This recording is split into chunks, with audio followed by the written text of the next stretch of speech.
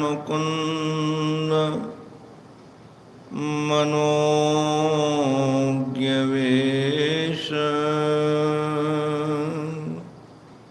बंसी विभूषितकराम्बुज पद्मनेत्र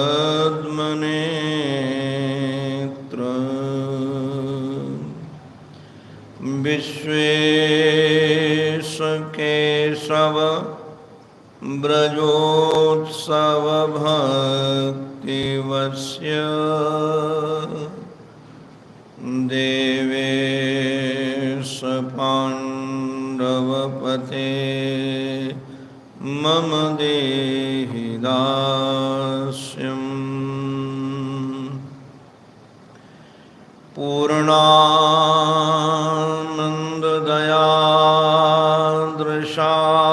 पूर्णानन्ददयादृशादसदया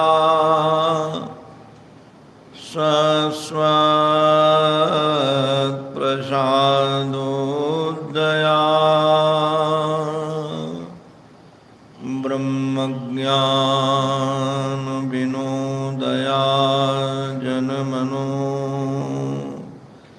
मोदाय निःखेदया विश्वप्रेम विकासहासमुदया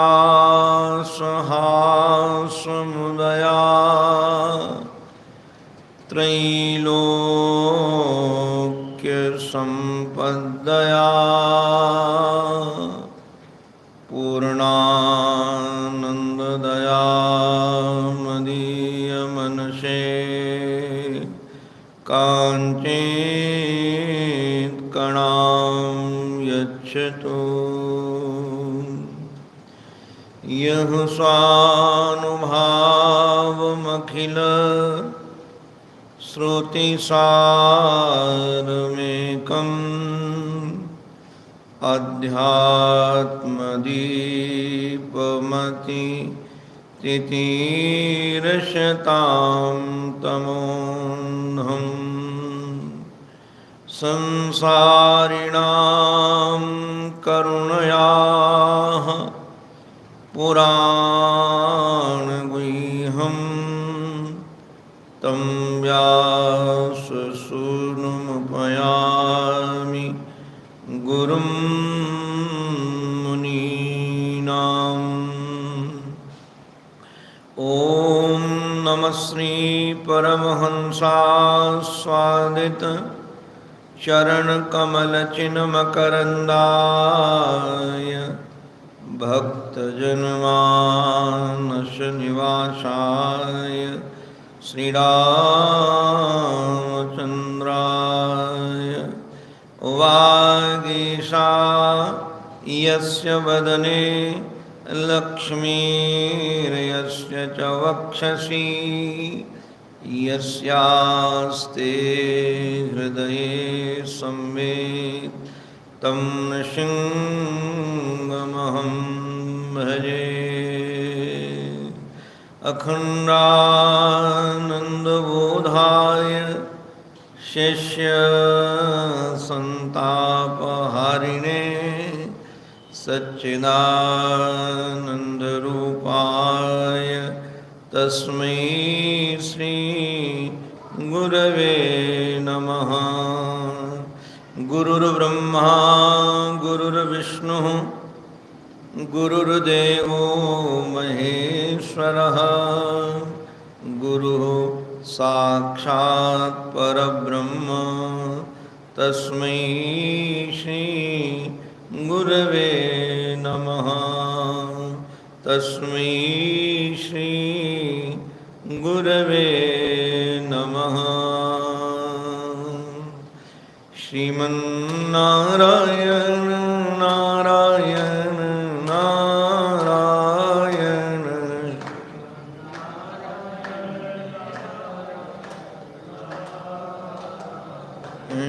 श्रीमन्नारायण नारायण नारायण श्रीमन्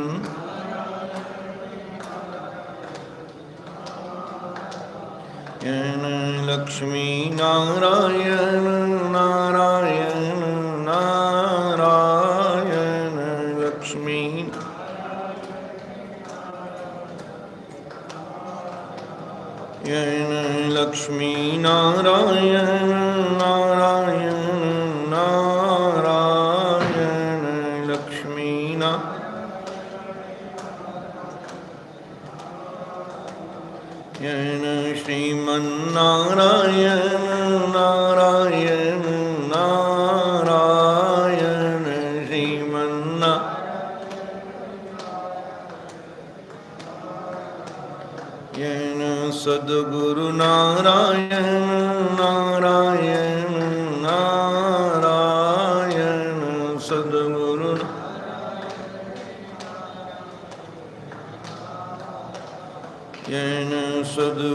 नारायण नारायण नारायण सद्गुरु नारायण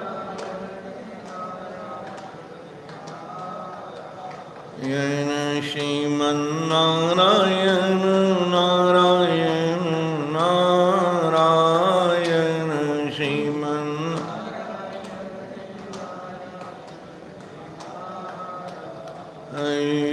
बोलो भक्तवत्सल भगवान की, सद्गुरुदेव भगवान की, श्री नृत्य गोपाल भगवान की।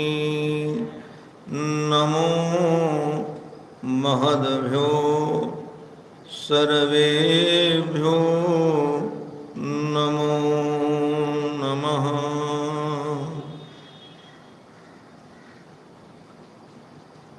भगवान श्री कृष्ण स्वधाम गमन करने के पूर्व अपने आनंद के रहस्य को वह हर परिस्थिति में कैसे आनंद में रहते हैं, कैसे उत्साह में रहते हैं, चाहे तूफान आ जाए, चाहे संसार नष्ट भ्रष्ट हो जाए, किंतु उनकी मनस्थिति में इतनी गंभीरता है, इतनी शांति है। आज उस रहस्य को मानो श्री उद्धव जी महाराज के सामने व्यक्त कर रहे हैं। उद्धव जी महाराज को भगवान उनके पूछने पर बता रहे हैं कि जो ब्रह्मात्मैक्य बोध वाले महत्पुरुष होते हैं वह कथम भुंजीत, वह कैसे भोजन करते हैं, कैसे विहार करते हैं। भगवान ने बताया कि एवं विरक्तः, जो विरक्त महापुरुष लोग हैं उनका शयन, चलना, सोना, दर्शन करना, स्पर्श करना, भोजन श्रवणादि इंद्रियां जितनी हैं ये, इनसे जो भोग भोगते हैं किंतु उसमें बंधते नहीं हैं। क्यों बंधते नहीं हैं? न तथा बद्धते विद्वांस, जो बोधवान हैं, विद्वान हैं, वह बिल्कुल बनते नहीं हैं। तत्र तत्रादयन गुणान, किसी भी गुण से वो बनते नहीं हैं। क्यों नहीं बनते हैं? क्योंकि उनके चित्त में बात रहती है कि प्रकृति आपस में गुणा गुणेषु वर्तन्ते, गुण गुण में वर्त रहे हैं, मेरा इसमें कोई लेना देना नहीं है। न अपने को कर्ता मानते हैं, न अपने को भोक्ता मानते हैं। और हम लोगों ने सुना था, उदाहरण 3 दिए, यथा खम, सविता और अनिला। जैसे वायु देवता, सविता देवता और खम माने आकाश। अब इनकी सत्ता में सब कुछ होता है किंतु तब भी इसमें लिप्त नहीं होते हैं। आकाश की सत्ता में होता है सब, किंतु आकाश किसी से लिप्त नहीं होता। ऐसे सूर्य सब कुछ देखता है, प्रकाश देता है, किंतु वह किसी के साथ लिप्त नहीं होता। यही दशा वायु की है। प्राण देवता सबको संचार देते हैं। तो जैसे ये हैं, ये कहीं लिप्त नहीं होते, वैसे ही विद्वान व्यक्ति भी कहीं लिप्त नहीं होता है। अब भगवान ने एक बात बड़ी सुंदर कह रहे हैं, वैसारद्योद्यथा संगस्थितमरा स्थितया, जिनको विशिष्ट प्रकार की बुद्धि प्राप्त है उनका इच्छया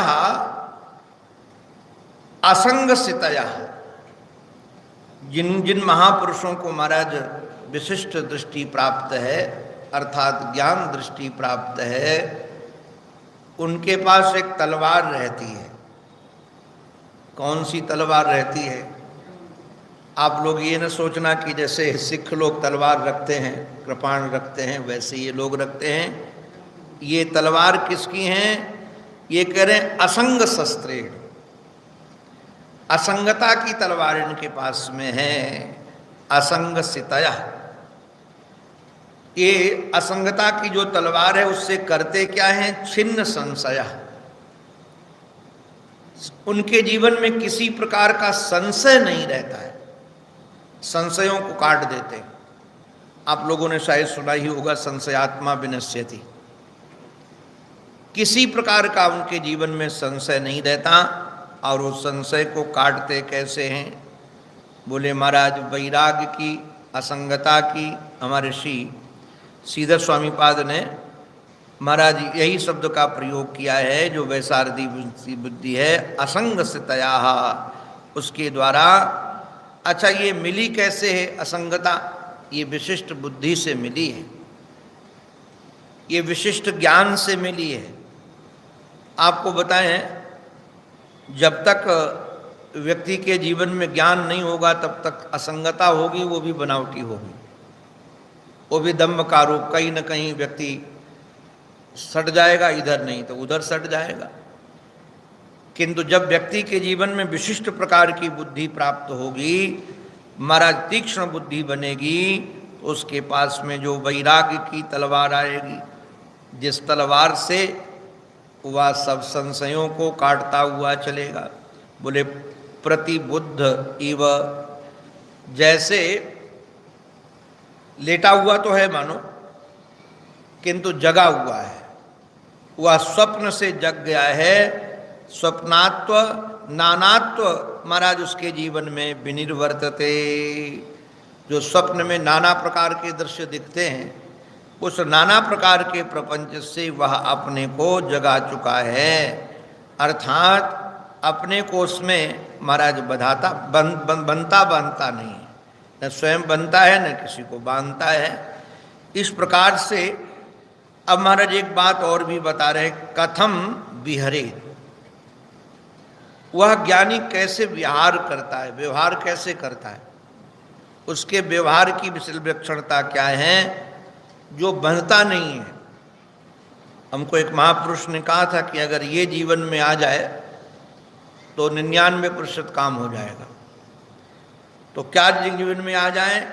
यस्य स्युर महाराज वर्ति संकल्पाः। अभिप्राय इसका ये है कि संकल्प उसके निश्चित रूप से समाप्त हो जाए। संकल्प माने आप लोग जानते हैं सम्यक कल्पना। संकल्प जैसे हमारे विद्वान लोग संध्या वंदन करते हैं तब भी संकल्प करते हैं, कोई कर्मकांड करते हैं तब भी संकल्प करते हैं। संकल्प में सम्यक कल्पना ही होती है। उसमें आप देखेंगे किस स्थान में, किस जाति के हैं, किस काल में क्या काम करना चाहते हैं, इसका सब गान किया जाता है। हमारी योजना क्या है, किस उद्देश्य से ये कार्य किया जा रहा है, उसमें एक योजना है, सम्यक कल्पना है। तो अब ये महापुरुष लोग क्या करते हैं? महाराज यस्य स्यु वर्ति संकल्पाः, उन्होंने अपने संकल्पों को काट दिया है।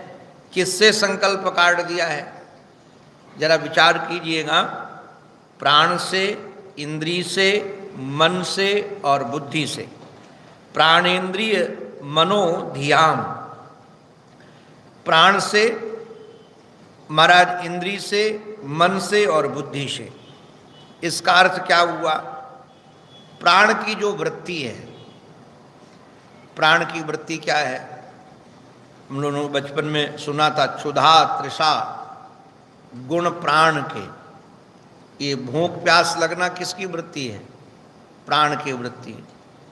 जिसके प्राण कमजोर होते हैं उसको फिर भूख नहीं लगती। प्राण अपान व्यान उदान समान, ये प्राण के ही भेद हैं। तो प्राण जो होता है ना, प्राण, ये प्राण की वृत्ति जो भूख प्यास है, अभिप्राय क्या, इसमें वो योजना नहीं बनाता है, इसमें संकल्प नहीं बनाता है कि हमको ऐसे प्रकार का ही भोजन चाहिए, ऐसा स्वाद चाहिए, ऐसा पेय पदार्थ चाहिए, ऐसे जगह बैठकर पाना है, ये सब कोई संकल्प नहीं होता है। जहाँ जब जैसे भूख लगी और जो पदार्थ मिल गया वैसे खा लिया। ऐसे इंद्रियों के भोग के लिए संकल्प नहीं करता है कि महाराज हमको बिस्तर कोमल चाहिए, कि रूप अमुक प्रकार का चाहिए, अमुक प्रकार का बगीचा चाहिए, ऐसा संकल्प नहीं उसका। जैसे जहाँ रहने को मिल गया रह गया, जैसा बिस्तर मिला वैसा बिस्तर उपयोग कर लिया। अमुक प्रकार की योजना बनाकर संकल्प बना करके नहीं, अथवा मनोराज्य मन में ये संकल्प करे कि ऐसे हो ऐसे हो ऐसे। बुद्धि का भी प्रयोग महाराज, बुद्धि की वृत्तियां भी संकल्प रहित तो हो।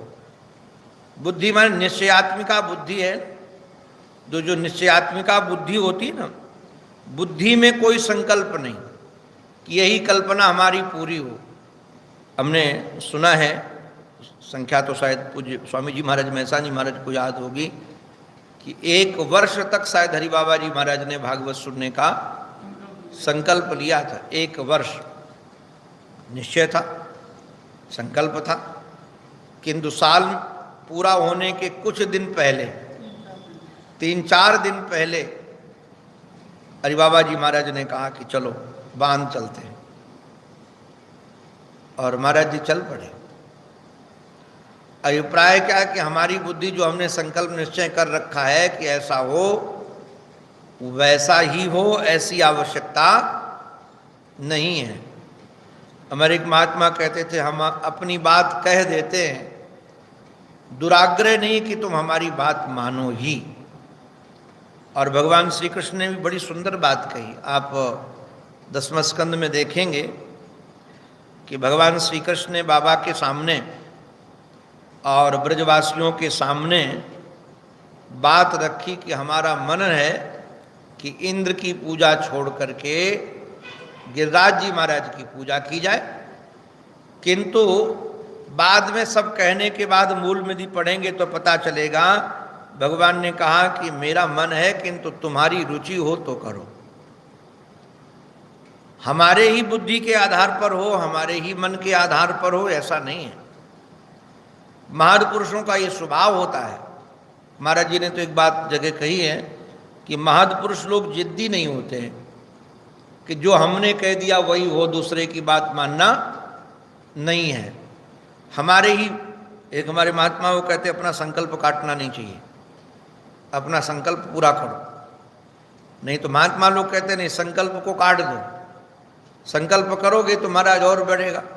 तो ये महापुरुष लोग क्या करते हैं महाराज, अपने निश्चित रूप से जो संकल्प हैं, यस्य स्युर्वीत संकल्पः, अपने संकल्पों को महाराज छोड़ दिया और केवल संकल्प एक का नहीं, मन का ही नहीं, प्राण के संकल्प, इंद्री के संकल्प, महाराज मन के संकल्प, वृत्तयः स विनिर्मुक्तो देहस्थोपि तद्गुणैः।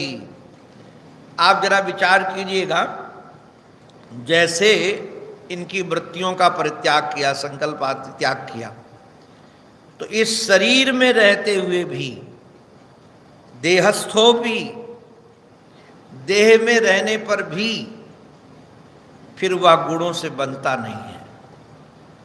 अभिप्राय यह है कि गुण नहीं बांधते हैं, बांधता हमारा संकल्प ही है।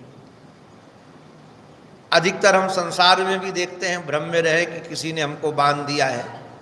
हम जहाँ जहाँ बंधे हुए दिखते हैं वहाँ कहीं न कहीं हम अपने मन के संकल्प के कारण ही बंधे हुए हैं, बुद्धि की वृत्ति के कारण बंधे हुए हैं, प्राण की वृत्ति के कारण बंधे हुए हैं।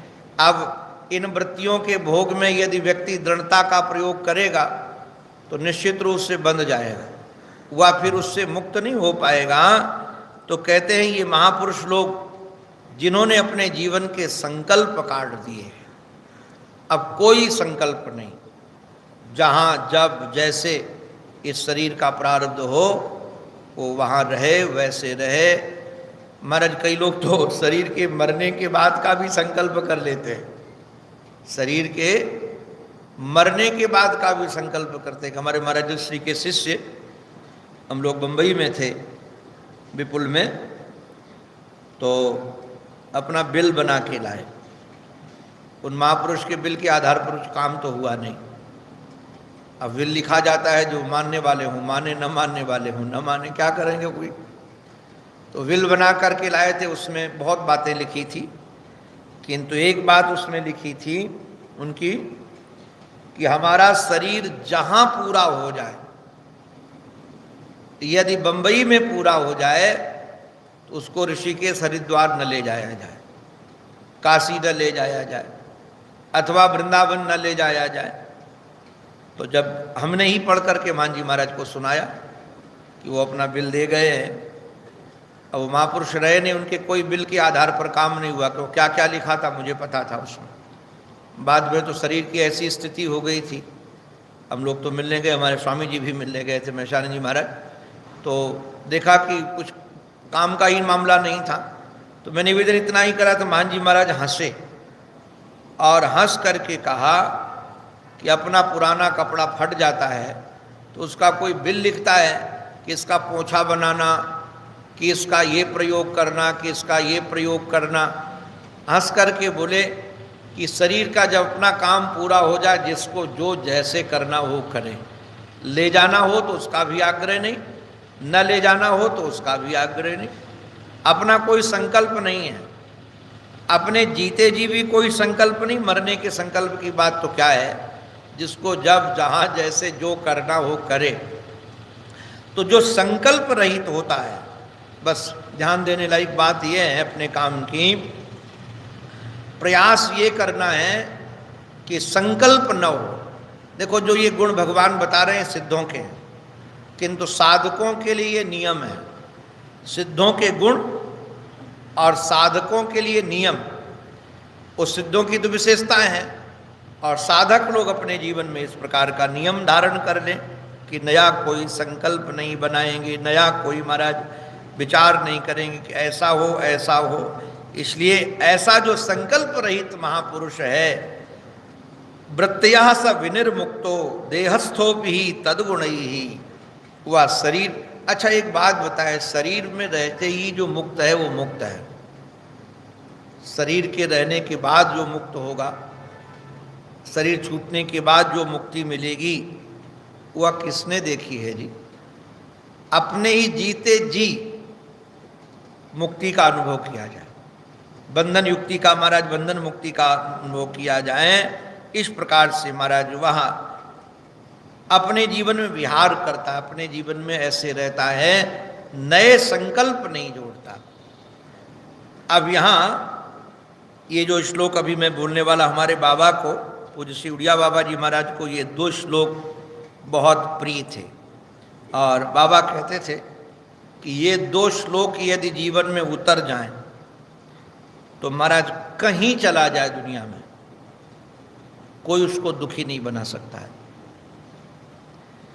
और यदि ये चीजें नहीं उतरी हैं जीवन में तो कहीं चला जाए उसको कोई सुखी नहीं बना सकता है। कारण क्या है, चाहे जितनी अनुकूलताओं का संग्रह किया जाए, चाहे कितनी अनुकूलताओं का संग्रह किया जाए, उसमें कोई न कोई प्रतिकूलता निकल ही पड़ती है। आप खूब प्रयास करके देख लीजिएगा, अनुकूलता में प्रतिकूलताएं फूट पड़ती हैं, निकल ही पड़ती है। तो अगर वृत्ति ऐसी बन जाए, यस्यात्मा हिंसते हिंसैर एन किंचित यदिच्छया अर्चते वा क्वचित तत्र न व्यक्ति क्रियते बुधः। यस्यात्मा हिंसते हिंसैर, हिंसक लोग जिनकी प्रवृत्ति हिंसा में है, ऐसे दुष्ट लोग सताएं, किंतु उसके बाद भी उनके प्रति द्वेष उत्पन्न न हो। है तो महाराज बहुत कठिन बात, ऐसी कठिन बात है कि जल्दी ये बात आती नहीं है। हमने स्वयं अनुभव किया है कि मच्छर यदि काटता है ना, तो प्रयास नहीं करना पड़ता, हाथ उसको मारने के लिए अपने आप बढ़ जाता है। तो हिंसक यदि अपने ऊपर अत्याचार दुराचार करे किंतु उसके बाद भी उसके प्रति द्वेष का भाव न हो, और चाहे कोई कितना हमारा सौभाग्यवश, हमारे श्रीधर स्वामी बात लिखते हैं कि सौभाग्यवश दुर्भाग्यवश यदि ऐसा कष्ट मिले, किंतु यदि क्वचित च तत्र, महाराज कभी ऐसा सौभाग्य उदित हो जाए कि उसकी अर्चा होने लगे, अर्थात उसकी पूजा होने लगे। अब शरीर की कोई पूजा करने लगे, आरती करने लगे, तो आरती करने वाले का फिर अनुमोदन न करे, उसकी प्रशंसा करने में न लग जाए, अर्थात जो शरीर को सम्मान खूब दे, सुविधाएं खूब दे, उसका शुक्रगुजार न बने कि बहुत अच्छा हुआ, बहुत अच्छा, आपने बड़ा ध्यान दिया हमारा, इसमें भी नहीं। और कोई यदि कष्ट दे तब भी व्यक्ति के जीवन में महाराज ये बात नहीं आनी चाहिए। ये जो है ना, इस प्रकार से यदि जीवन जीता है तो निश्चित रूप से वह कहीं भी रहे, अर्चते वा, कहीं भी अर्चा भी हो, अर्थात उपेक्षा होने पर, अपमान होने पर, कष्ट देने वालों पर भी द्वेष का भाव न हो, उनको गाली देने का मन न हो, और जो अपना सम्मान कर रहे हैं, अपनी पूजा कर रहे हैं, उनके प्रति भी महाराज सम्मान का भाव चित्त में न आए, दोनों में सम बना रहे।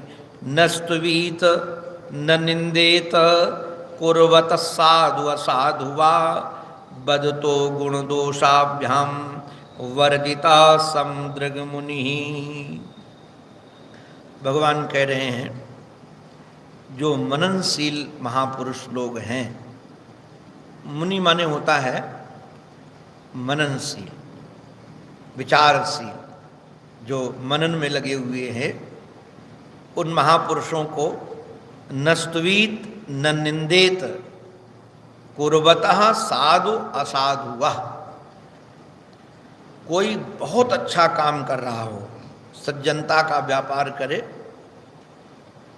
किंतु उसकी स्तुति करने की जरूरत नहीं है, और कोई बहुत गलत काम कर रहा हो, दुष्टता का व्यापार कर रहा हो, उसकी महाराज निंदा करने की जरूरत नहीं है। बदतो गुण दोषाभ्याम वर्जित समदृग मुनि। जिसको जो करना हो, वैसे तो विचारने की बात तो ये है कि जब स्वप्न का ही जगत है, सारा प्रपंच इस प्रकार का है, तो क्या और क्या अच्छा क्या बुरा, आप जरा विचार करना। ये थोड़ा अलग ढंग की बात है, इसमें थोड़ा विचारने की बात है। अब खान में चाहे राजा बना हो चाहे प्रजा बनी हो, खान के खिलौनों में, चाहे उसमें चोर हो चाहे साधु हो, उसमें समाया क्या है? खान ही तो समाई है। अब कोई खान का बना हुआ खिलौना, हम लोग बचपन में देखते थे दीपावली के समय, वो पूजा होती थी गांव में, तो लाई भुंजी हुई उसमें खिलौने रहते थे, खान के चीनी के खिलौने। अब कोई राजा बना, कोई घोड़ा बना, कोई ऊँट बना, उसमें आकार अलग अलग बने। तो जो नासमझ बच्चे हैं वो तो झगड़ते हैं कि हमको भाई हाथी चाहिए, घोड़ा नहीं लेंगे, और हमको राजा चाहिए, रानी नहीं लेंगे। किंतु जो समझदार लोग हैं वो झगड़ते हैं क्या? उनको लगता है कि नहीं हम ये नहीं ये लेंगे, पता है कि सब में मिठास बराबर भरी है, उनकी आकार पर दृष्टि नहीं जाती है। ऐसे ही महद पुरुषों की दृष्टि गुण दोष पर नहीं जाती है। ये गुण दोष जो है सब माया के द्वारा रचित हैं।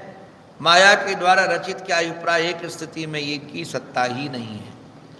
तो जिनकी सत्ता नहीं है उनकी क्या निंदा करना है, और स्वप्न के महाराज क्या किसी की प्रशंसा करना है।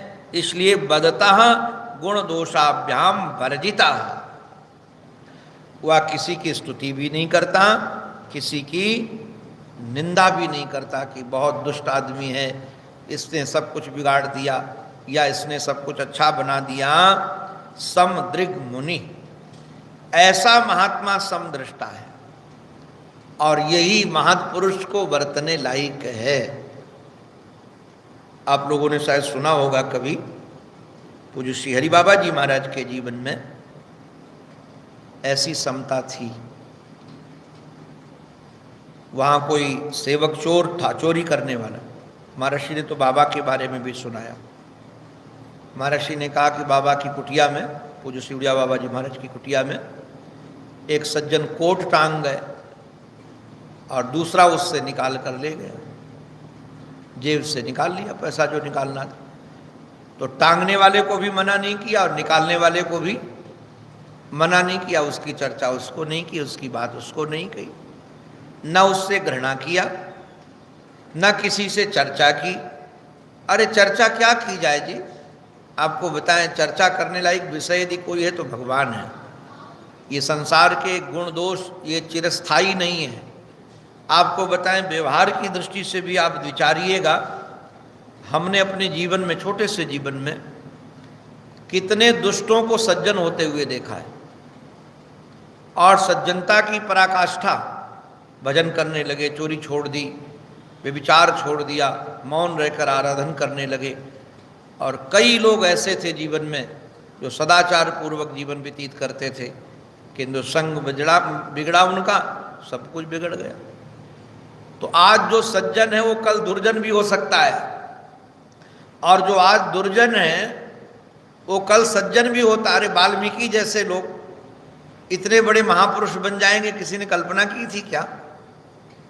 या भक्तमाल पढ़िए या अन्य महाराज विचार कीजिए कभी। इसलिए उसमें न स्तुवंती न निंदेत, इसलिए वह किसी की निंदा नहीं करता और न किसी की स्तुति करता है। हमारे एक महात्मा कहते थे कि जहाँ कुछ विशेषताएं दिखें और धन्यवाद देने का मन हो तो भगवान को धन्यवाद दो। उसने कैसे कैसे रंग भर दिए। हमको कहते थे कि देखो ये मोर है ना, मोर, अब मोर ने अपने पंखों में ऐसे अद्भुत अद्भुत रंग थोड़ी अपने आप भर लिए हैं, या उसकी अपनी थोड़ी विशेषता है, या उसकी विशेषता नहीं है, ईश्वर की विशेषता है। अगर कभी किसी के गुण को देख करके प्रशंसा करने का मन हो तो ईश्वर की कारीगरी की प्रशंसा करो, और किसी के दोष देख करके लगे तो करे इसका संग बिगड़ गया। अगर ये भी किसी महापुरुष का संग किया होता तो ऐसा नहीं होता। वैसे तो बाद में तो ये दृष्टि है कि वो देखना ही नहीं है साधु असाधु का, पहले तो कहना नहीं है, फिर उसके प्रति देखना नहीं है, उसके साधु असाधु का विचार भी नहीं करना। ऐसे मुनि महाराज लोग आनंद में रहते हैं। न कुर्यन न बदेत किंचित ध्याये साध्व साधुवा आत्मा रामो नया मृत्या विचरेत जड़वन मुनि। न कुर्वन बदेन किंचित ध्यायेन साध्व साधुवा। न कुर्वन, यहाँ हमारे श्रीधर स्वामी कहते हैं न किंचित न बदेत किंचित। महाराज कार्य करने वाले के विषय में कुछ कहने की जरूरत नहीं है, और साधु असाधु का चिंतन भी नहीं करना है कि ये दुष्ट है। महाराज ध्यान उसका नहीं करना है, ध्यान सज्जन पुरुष का या दुर्जन पुरुष का क्या करना है? जिसमें महाराज ये रहते हैं सब, उसका ध्यान करना है। आत्मा रामो अनया वृत्या, वह तो अपनी आत्मा में रमण करे, आत्मचिंतन में रहे, आत्मरमण में रहे। और कैसे विचरे जड़वन मुनि, पागलों के समान जी जड़वत व्यवहार करे। क्योंकि यदि वह व्यवहार बहुत कुशलता का करेगा ना तो निश्चित रूप से पकड़ा जाएगा। और जो जड़वत होता है, जैसे जितने अवधूत आप देखेंगे, हमारे दत्तात्रेय भगवान, हमारे श्री जड़ भरत जी महाराज, ये सब जड़ के समान, कोई योग्यता दिखाते नहीं हैं और कोई विशेषता अपने जीवन में लक्षाते नहीं हैं। बिल्कुल जड़ के समान रहते हैं। आत्मा रामो अनया वृत्त्या विचरे जड़वन मुनि। जो मननशील महात्मा हैं उनको इसी प्रकार से रहना चाहिए। अब एक बात, ये 3 श्लोकों में, 2 श्लोकों में वैसे तो उन लोगों की निंदा है। किन लोगों की निंदा है? जो शब्द ज्ञान तो रखते हैं, अर्थात जीवन में धारण नहीं करते हैं। जैसे आप लोगों ने सुना होगा कि चौकी की बात चौके में नहीं जाती है। चौकी की बात चौके में न जाए, चौकी की बात चौके में न जाए। इसका अभिप्राय यह है कि चौकी पर बैठकर तो शब्द ज्ञान की बड़ी बड़ी चर्चा की जाए, किंतु व्यवहार में उनके वो ज्ञान उतरा ना हो। ऐसे व्यक्ति निंदा के पात्र हैं समाज में। क्यों, कैसे निंदा के पात्र? अपने लिए भी निंदनीय है। क्यों अपने लिए निंदनीय हैं? हमारे श्री भगवान कह रहे हैं शब्द ब्रह्मणि निष्णातो।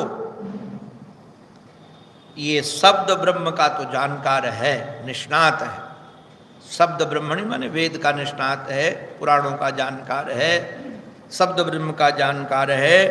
न निष्णायात परे यदि, किंतु परमात्मा में निष्णात नहीं है।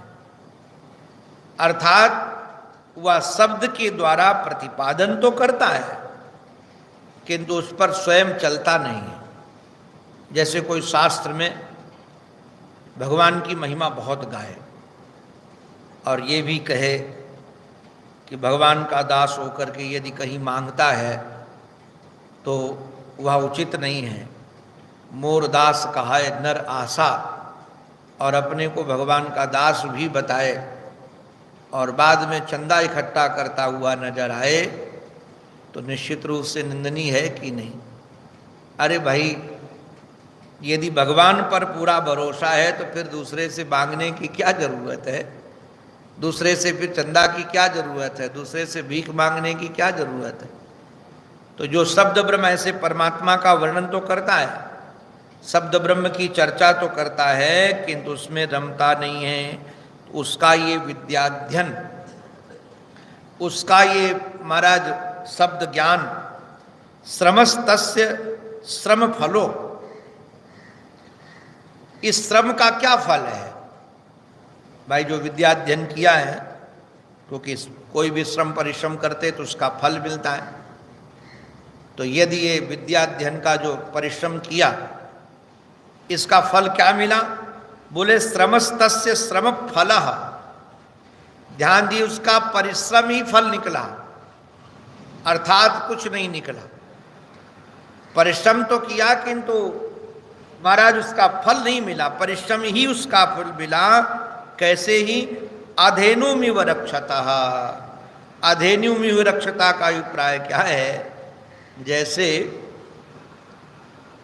जो गाय बूढ़ी हो गई हो और बूढ़ी हो जाने के बाद अब उसमें दूध मिलने की आशा नहीं है, वह कभी गर्भवती नहीं होगी, अब न वह शिशु देगी और न दुग्ध देगी, आशा ही नहीं है। किंतु ऐसी गाय की सेवा वो करे। गाय की सेवा का यहाँ निषेध नहीं, वृद्ध गाय की सेवा करनी चाहिए, किंतु सेवा इसलिए कर रहा हो कि दूध मिलेगा।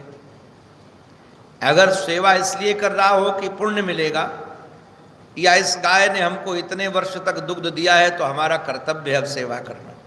आजकल तो महाराज लोगों की दशा ऐसी हो गई है कि जब तक गाय दुग्ध दे तब तक तो उसको पालो, नहीं तो बाद में छोड़ दो। जैसे माता पिता जब तक काम के होते, जब तक उनके पास धन है तब तक तो उनकी सेवा करो, और धन जब न रहे तो सेवा करना छोड़ दो। तो ये जो व्यापार है वह तो निंदनीय व्यापार है व्यवहार की दृष्टि से। किंतु यहाँ जो बात कही जा रही है कि धेनु पाला है गाय के लिए, दुग्ध के लिए गाय को पाला है, धेनु को, किंतु वह धेनु कभी गाय दुग्ध देने वाली है ही नहीं। ऐसे विद्याध्ययन या विद्या से विमुक्त है, शब्द का जो ज्ञान है वह निश्चित रूप से मोक्ष के लिए है।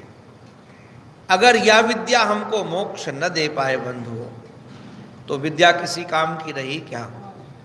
किसी काम की विद्या न रही। भगवान, ये हम लोगों ने आपको अभी दृष्टि गई कि भागवत का श्लोक है, नहीं तो नीति में पढ़ा था। गाम दुग्ध दोहा सतीम च भार्याम देहम पराधीन असत प्रजाम च वित्तम त्व तीर्थीकृत मंग वाचम हीना मया रक्षति दुख दुखी। भगवान ये उदाहरण के लिए रूप में कह रहे हैं, गाम दुग्ध, ऐसी गाय जो दूध देने वाली नहीं है, ऐसी गाय की सेवा, और अशतीम च भार्याम। हमारे श्रीधर स्वामी जी पाद ने अशतीम भार्याम का अर्थ किया है। वैसे तो अशती भार्या का है दुष्ट चरित्र स्त्री, किंतु श्रीधर स्वामी पाद कहते हैं ऐसी भार्या जो, महाराज असतीम भार्याम का अर्थ श्रीधर स्वामी पाद ने लिखा कि जिस भार्या से कामना की पूर्ति नहीं हो सकती है।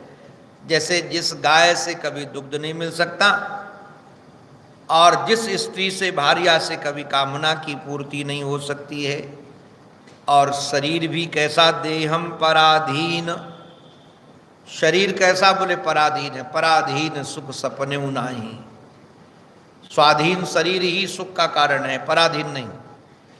तो कहा पराधीन शरीर, और असत प्रजाम च। असत प्रजाम का अभिप्राय है संतान दुष्ट हो, दुराचारी हो जाए। अब देखो, दुष्ट संतान हो, यदि दुराचारी संतान हो, तो न इस जीवन में वो सुख देगी, न मरने के बाद सुख देगी। सज्जन संतान हो तो भले उसके पास धन न हो, तो इस समय तो मानो न सेवा कर सके, किंतु बाद में प्रेत कर्म आदि तो विधि से करेंगे, तो मरने के बाद तो सदगति देंगे।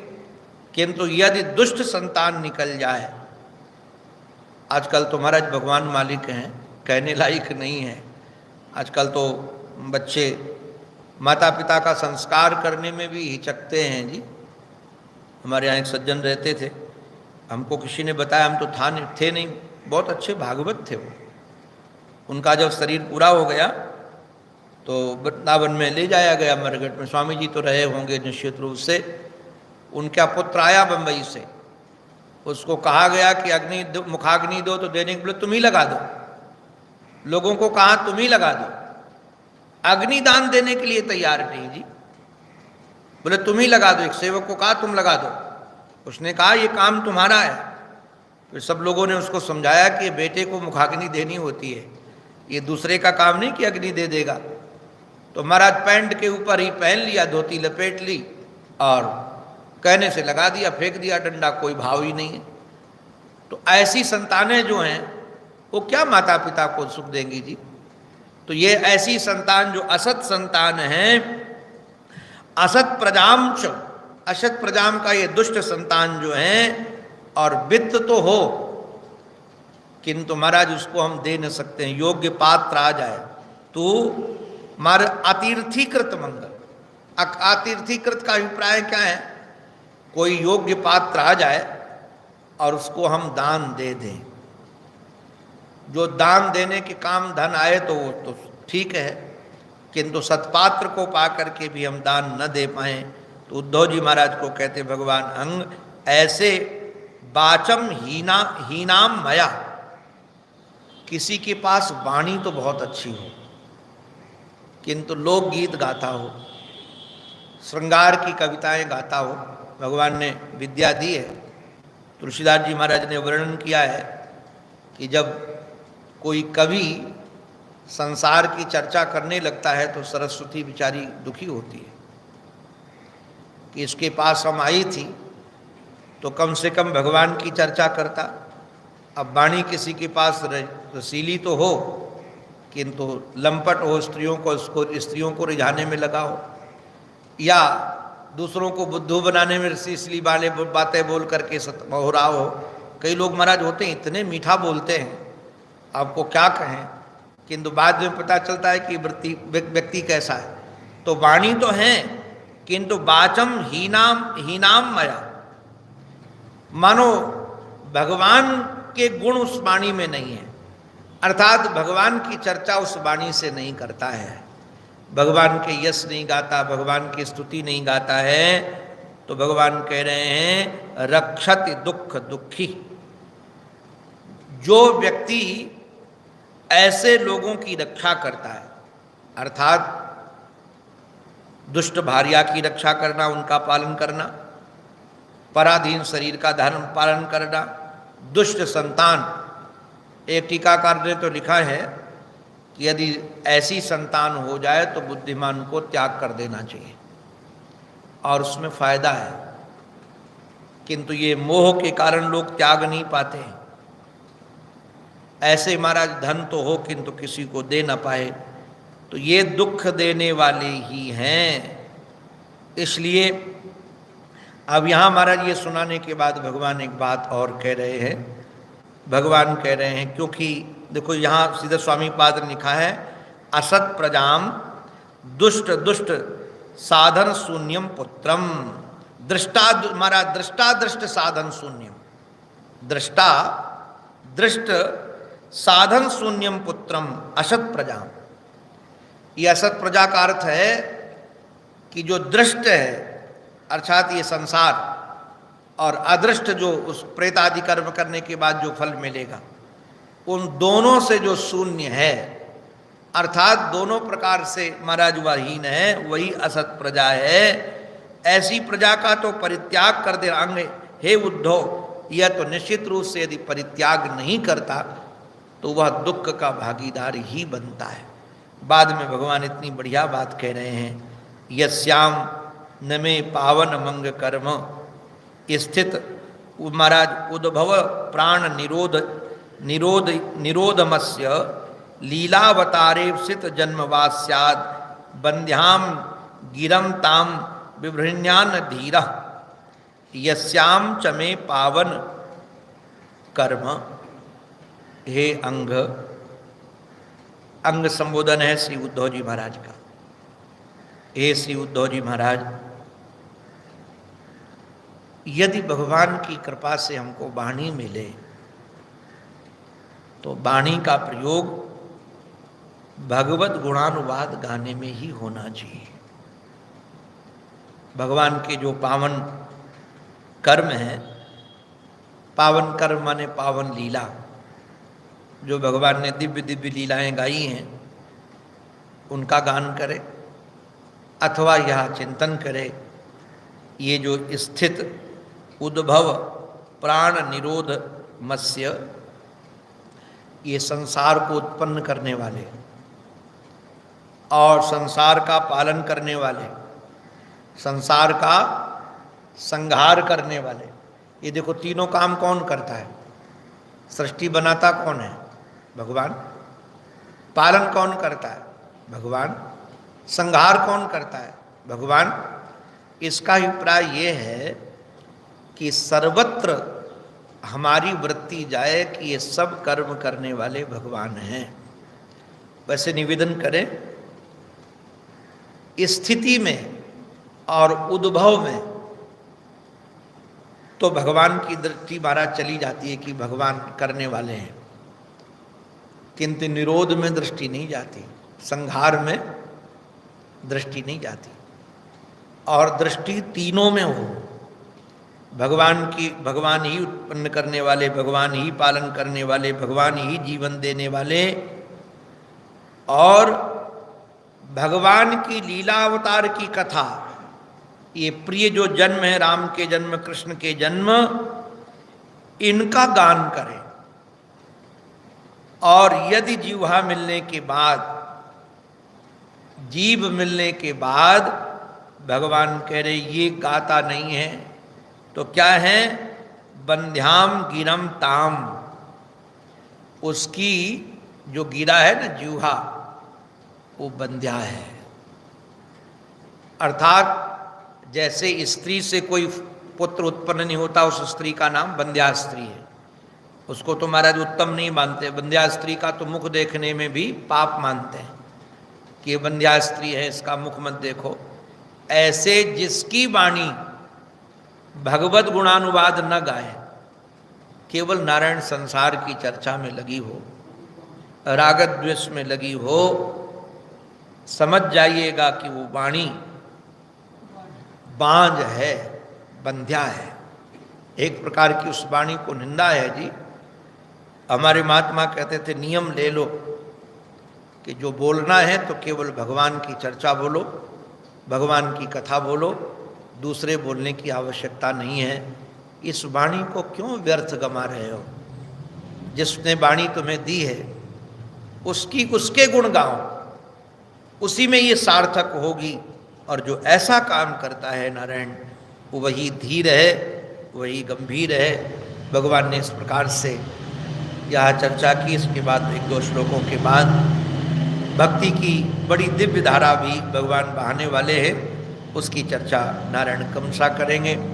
अंत में अपने आराध्य के पावन चरणों में हमारी यही प्रार्थना, हमारी मति, हमारी रति, हमारी गति एकमात्र उन्हीं के चरणों में बनी रहे। इसी प्रार्थना के साथ ये उनकी वाणी उन्हीं के पावन पवित्र चरणारविंदों में समर्पित। बोलो भक्तवत्सल भगवान की जय, सद्गुरुदेव भगवान की जय, श्री वृंदावन बिहारी लाल की जय। जय जय श्री राधे, जय जय श्री राधे, जय जय श्री राधे।